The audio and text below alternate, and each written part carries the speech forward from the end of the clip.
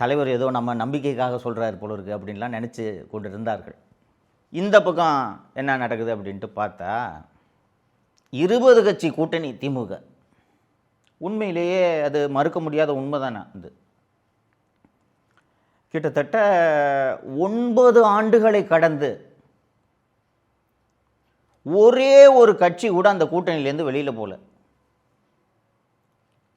உறுதியாக அந்த கூட்டணி நின்றது, நிற்கிறது இது வரைக்கும். அண்டு அந்த கூட்டணி உறுதியாக நின்றதற்கு ஒரு மிக முக்கியமான காரணமாக மக்கள் பார்த்தது, நாம் பார்த்தது என்னன்னா, திமுக ஆட்சியில் எவ்வளோ அநியாயங்கள்லாம் நடக்குதுன்றதை தொடர்ந்து நான் பேசிக்கிட்டு இருக்கேன், பார்த்துருப்பீங்க நீங்கள். போராட்டத்திற்கென்றே உருவான கம்யூனிஸ்ட் கட்சிகள் கூட வாய் திறக்காமல் மௌனமாக அமைதியாக, சரி சரி அங்கொன்றும் இங்கொன்றும் சில தவறுகள்லாம் நடக்குது, மற்றபடி ஸ்டாலின் சிறப்பாக ஆட்சி செய்கிறார், வலுவாக ஆட்சி செய்கிறார்.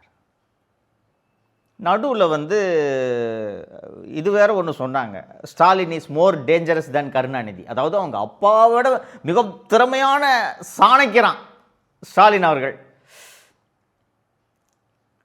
எனக்கு திரு ஸ்டாலின் யார் அவர்கள் என்பதை திரு பழனிசாமி அவர்களை எப்படி நான் அவதானித்து இவர் ஒரு சிறந்த அரசியல்வாதி என்பதை சொன்னேனே, அதே போல் நான் திரு ஸ்டாலின் அவர்களையும் அவதானித்து இது ஒரு கட்டமைக்கப்பட்ட பிம்பம் அப்படின்றத நான் சொல்லிக்கிட்டே இருப்பேன்.